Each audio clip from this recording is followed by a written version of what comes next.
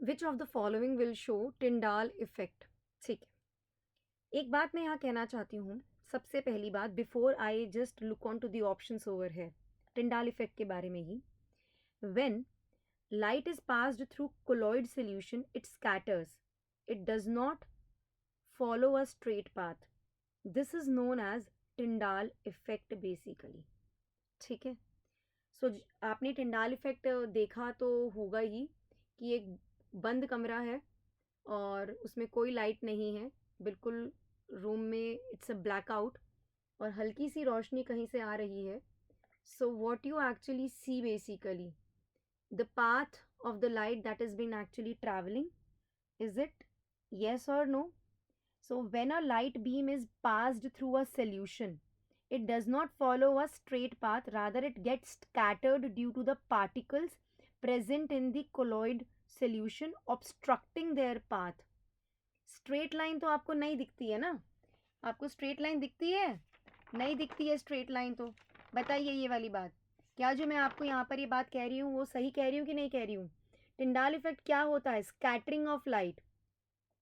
ठीक है, air plus dust particles एक कोलॉइडल सॉल्यूशन बनाते हैं। यस, तो एक बंद कमरे में से एक बीम ऑफ लाइट आप पास करोगे तो आपको उसमें एयर प्लस डस्ट पार्टिकल्स तो दिख ही रहे हैं। So Tyndall effect is defined as the scattering of light by the colloidal particles present in a colloidal solution. So on passing light through a colloidal solution, the path of light becomes visible. हमें वो path visible होता है, जैसे अगर आप पानी में दूध को मिला दोगे, मिल्क प्लस वाटर, तो मिल्क के पार्टिकल्स सस्पेंडेड होंगे किसमें? पानी में। मिल्क के particles will be suspended in water. ठीक है, वो कोलॉइडल सोल्यूशन है। अब आप उसमें से पास कीजिए बीम ऑफ लाइट, तो आपको वो पाथ विजिबल होगा, वो स्ट्रेट नहीं होगा, दैट वोंट बी स्ट्रेट।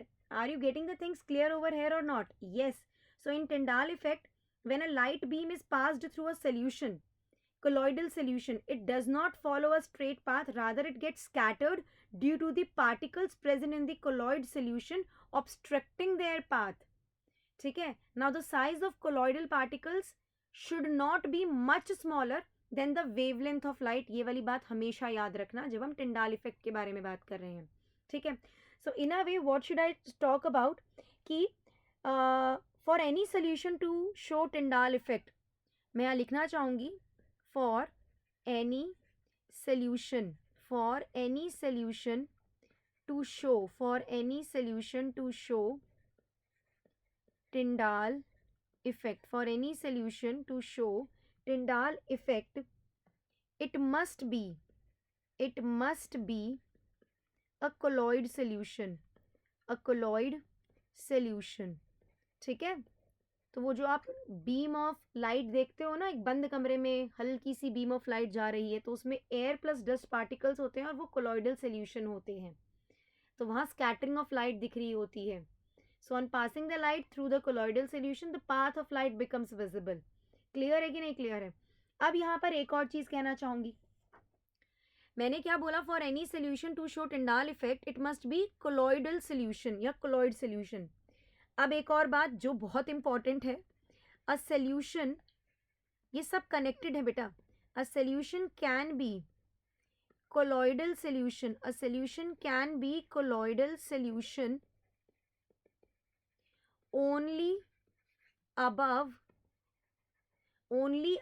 बताइए, only above critical, only above critical micelle या micelle, critical micelle concentration, critical micelle या micelle concentration, कुछ भी प्रोनाउंस करो, समझ में आना चाहिए। समझ में आ गई ये वाली बात? A solution can be colloidal solution only above critical micelle concentration, जिसको हम शॉर्ट फॉर्म में क्या लिखते हैं? CMC करते हैं।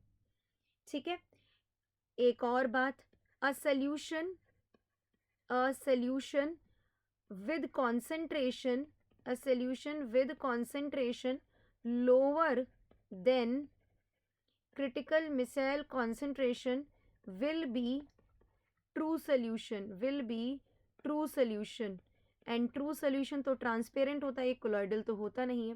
तो ये सारी बातें इंटरकनेक्टेड है। पहले टिंडाल इफेक्ट कोई भी सोल्यूशन टिंडाल इफेक्ट तभी दिखाएगा जब वो कोलॉइडल सोल्यूशन है, and a solution can be colloidal solution only if its concentration is above CMC. A solution can be colloidal solution only above critical micelle concentration. And a true solution कब होगा?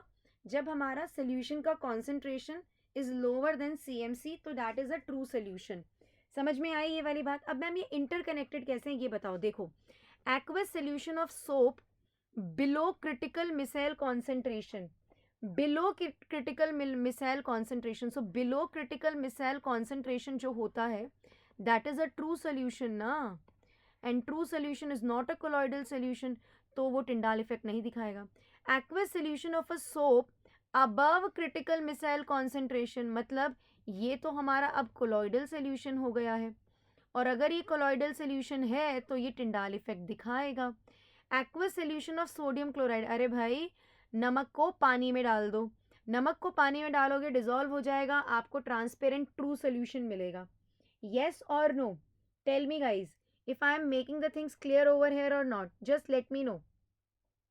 हाँ जी. So an aqueous solution of sodium chloride ये एक true solution है. An aqueous solution of sugar, पानी में चीनी को घोल दो, वो भी एक ट्रू सोल्यूशन है. क्यों? Because they completely dissolves in water forming a transparent solution with no suspended particles. Yes, ये दोनों क्या बना रहे हैं? ट्रांसपेरेंट, ये दोनों ट्रांसपेरेंट सोल्यूशन बना रहे हैं with no suspended particle. That means they both are what? The true solution. ये दोनों ही क्या है? ट्रू सोल्यूशन है. तो ये टिंडाल इफेक्ट नहीं दिखाएंगे. ठीक है, जैसे दूध के जैसे पानी में दूध मिला दोगे तो उसमें सस्पेंडेड पार्टिकल्स दिखेंगे, वो कोलॉइडल है, तो वो टिंडाल इफेक्ट दिखाएगा. ठीक है. सो यहाँ पर the one which shows Tyndall effect is option number 2, aqueous solution of soap above critical micelle concentration.